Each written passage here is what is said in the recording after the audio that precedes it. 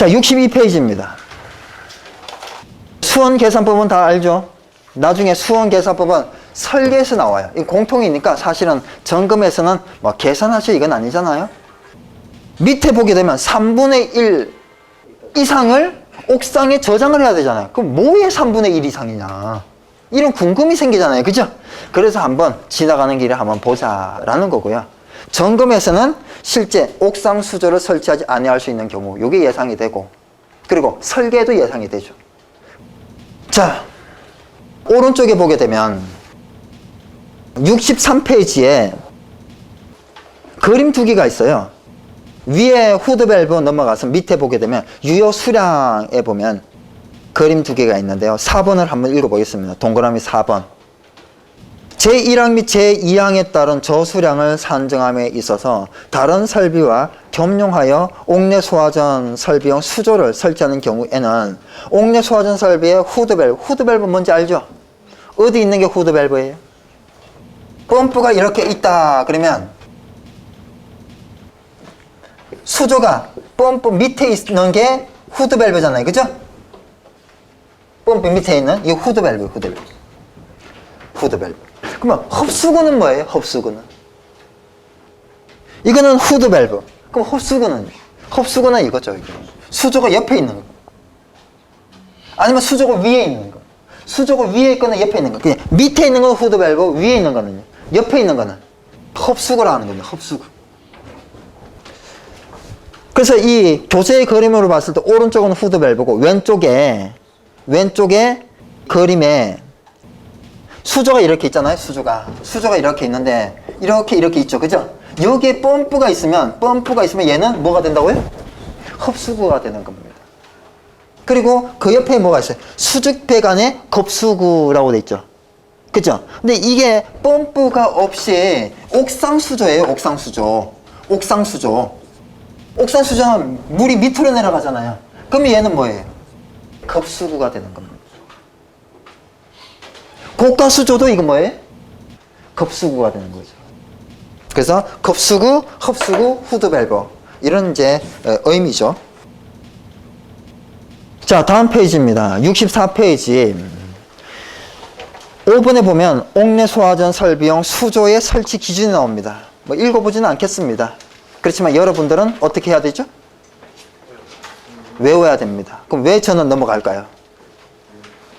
설명할 게 없어요. 1번 점검에 편리한 곳에 설치할 거. 설명할 게 없어요. 그죠?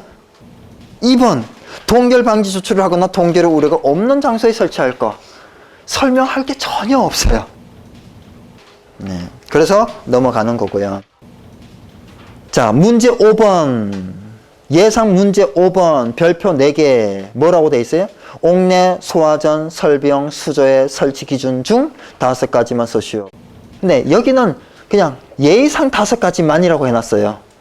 여러분이 공부할 때는 8개를 다 외우는 게 가장 좋겠죠. 이 해답은 드려야 되나요?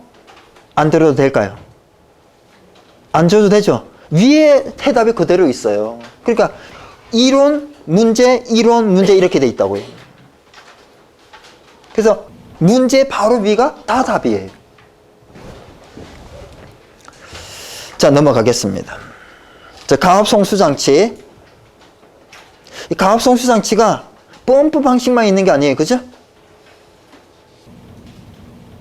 1번 전동기 또는 내연기관에 따른 펌프를 이용하는 강압송수장치. 이것만 있는 게 아니란 얘기죠. 또 2번, 3번, 4번 이렇게 막 있죠. 일단 펌프 방식입니다. 그래서 이걸 뭐 전동기 또는 내연기관에 따른 펌프를 이용하는 강압송수장치를 그냥 편의상 저는 펌프 방식이라고 그냥 칭하겠습니다. 자, 65페이지 정리 쪽에 보면 압력계, 진공계, 연선계. 압력계는 대기압 이상, 진공계는 이하, 연선계는요. 대기압 이상의 압력과 대기압 이하의 압력을 측정을 할 수가 있죠. 그러니까 어떻게 보면 둘 다 측정하는 겸용의 계측기죠. 자, 용어에 보게 되면 충압펌프가 있습니다. 충압펌프의 역할이 뭐예요? 여기 나와 있죠. 배관 내 압력 손실에 따른 주펌프의 빈번한 기동을 방지하기 위하여 충합 역할을 하는 펌프이다. 주펌프의 빈번한 기동을 방지하기 위해서 설치했다. 자, 용어 밑에 보게 되면 체절 운전에 대해서 나옵니다. 체절 운전이란 펌프의 성능 시험을 목적으로 펌프 토출적 개폐별을 다준 상태에서 펌프를 운전하는 것을 말합니다. 토출량, 영인 운전, 무부하 운전 같은 말입니다. 자, 우리 옥내 소화전 앵글 밸브를 다 닫았어요. 그러니까 토출척에 모든 밸브가 다 닫혀 있어요. 펌프로 돌렸습니다. 이게 체절 운전이에요. 토출량 영인 운전. 펌프는 도는데 토출이 됩니까? 뭐 나가야 계속 토출이 되겠죠. 자, 옥내 소화전 앵글 밸브를 열었습니다. 배관 내 압력이 감소되죠. 그죠? 그러면 배관하고 연결된 기동용 수압개폐장, 즉 압력 챔버의 압력 스위치 D프만큼 떨어지죠. 제어관 거쳐서 펌프 돌죠. 그죠? 그러면 밸브 열었죠. 펌프 돌죠. 체절 걸려요, 안 걸려요?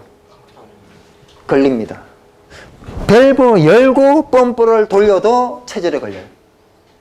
근데 차이가 있죠. 밸브를 닫고 펌프를 돌리면 밸브를 열기 전까지는 계속 체절이죠.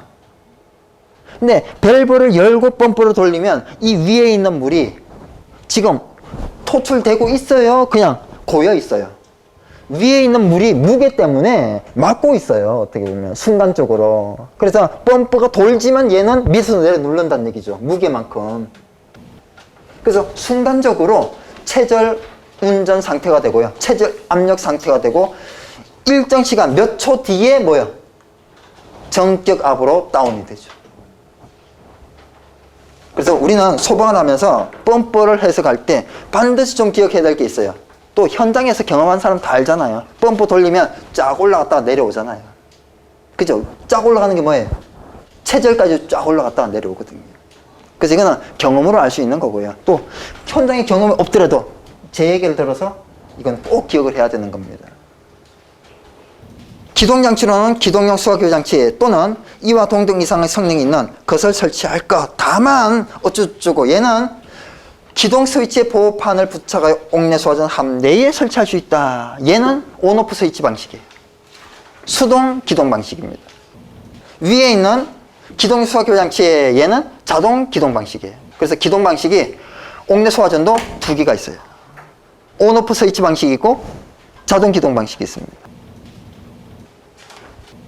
자, 다음 페이지에 보면 기동용 수화교장치의 종류가 두 개입니다. 기동용 수화교장치 종류가 압력 챔버 또는 두 번째 줄에 있죠. 기동용 압력 스위치. 우리 현장에는 압력 챔버 방식이 많죠. 기동용 압력 스위치는 압력 스위치가 좀 커요. 그리고 좋습니다. 비싸요. 현장에서 잘하지 않죠. 자, 2번을 한번 보시죠. 기동 수화교장치의 설치 목적. 1번, 2번, 3번이 있어요. 펌프의 자동 기동 및 정지, 압력 변화의 완충작용, 압력 변화에 따른 설비 보호, 뭐 이런 쭉 있는데 여기에서 3개를 쓰라고 하면 3개를 쓰시면 돼요. 근데 1개를 쓰라고 그러면 뭘 써야 될까요? 1번입니다. 1번.